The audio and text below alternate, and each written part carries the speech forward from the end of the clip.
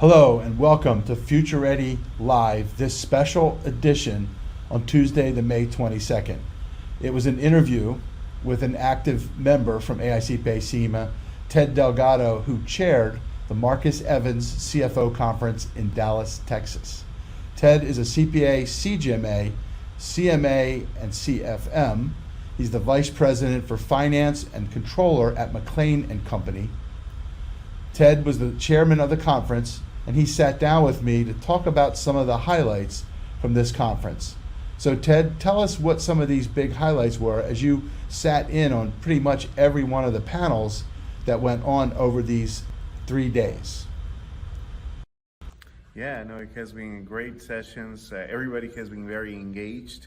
And something that I really appreciated is that we have a variety of industries and CFOs with multiple experiences that have brought in a really point of view not only insular to their companies, but also how starting with the economy, starting with a business environment, and how that is impacting their decisions, their partnerships within their companies, with their vendors, really an understanding that we live in a world where we depend on each other to be successful. So a great conference. So as chair, you got to prepare for it with all the speakers. You've been involved in a whole bunch of these presentations.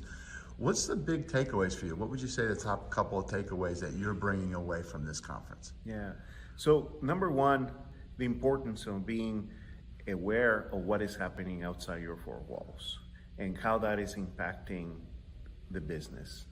The second thing is that everybody has been very clear that the finance profession really is expanding beyond just finance numbers and accounting numbers.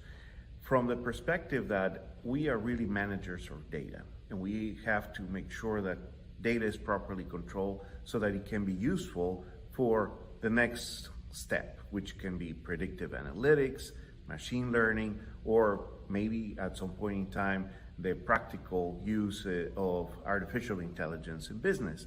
But that cannot really be accomplished if all our data, not only financial, is properly structured, governed, and controlled. And that has been a very clear message from everybody. And then when we achieve those, we can say, goals, the next step is really taking all that information and being able to use it cross-functionally to make decisions, manage risk. And that has been another interesting discussion on how businesses are evolving their risk management and to really not only understand what is happening internally, but also externally. And just since the pandemic, all of us have seen that if the actions of a company or a business in considering the environment are slow, then that has a significant impact on those businesses. And the same, right now, as we look forward into the changes in the economy, everybody we can see is preparing to ensure that their businesses are in a very strong position to take also advantage of the new opportunities, because honestly, at the end of the day, every crisis can also create new opportunities that we as a business want to make sure that we are in a good position to take advantage of. Love that. So talk a little bit, because you just talked about the changing role of the CFO, and you're right, it's spanning the whole business. I remember in our session, one of the things I asked about is, we always say how many CFOs are involved in a top issue of digital transformation. But when you dig into that, really, the CFOs are involved in business transformation. What do you think about that? Talk a little bit about that. Yeah, and so at this point in time, we can see that CFOs throughout all the companies and the ones represented here, they are no longer the people that are just coming up with the financials, even just financial forecasts. Really, they are a key strategic partner for the CEO and all their peers. And really, we may be talking about a chief operating officer, but also there is more to it. We're talking about a value partner, strategic partner, because even if there's, let's say the company has an actual chief operating officer, the CFO continues to have a cross-functional role and that is really embedded with how do we make decisions. And that's really the key, is how do we manage all the information that is available to the business, regardless if it's accounting data, financial forecasting data, which, by the way, if that financial forecast is not really connected to what is going on in the business, then it's really not that helpful. Yeah. So everybody needs to be able to be on the same page in order to believe that the information that they have available cross-functionally can be used for good decisions. Yeah. And then, so we were honored to be part of this, and we presented the skills gap, right? We got to talk a little bit about what we're seeing and how we at the AICPA are trying to address the skills gap in our profession. And that was, talent was a big top of mind here as well, right? Getting the right people in the right seats with the right skills. And how do we get more talent into our finance pipeline? That was another big topic.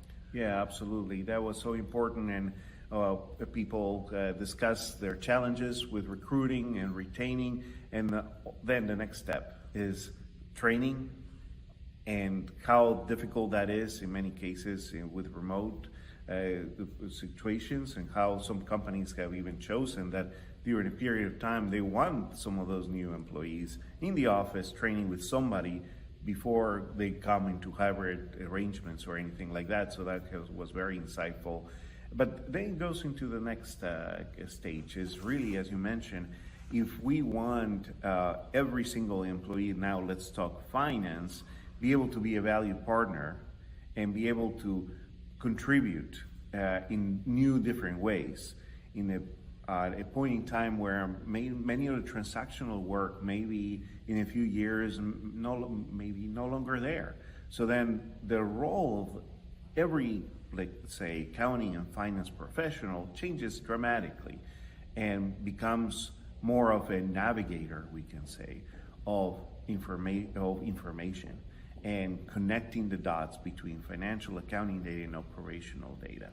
And then we also discussed during these sessions ESG and how the finance profession is very much part of it. And we don't know what legislation may come, and also how Europe or California may impact everybody else in the United States. But at the end of the day, the reason why finance is so involved in this is because even though the data that is going to be used at some point in time for any type of disclosures may not be accounting data or financial data, there is a clear understanding that the finance profession has the skills and the level of ethical, we can say, backbone and expertise from the controls perspective that is required for any type of public information, including ESG information.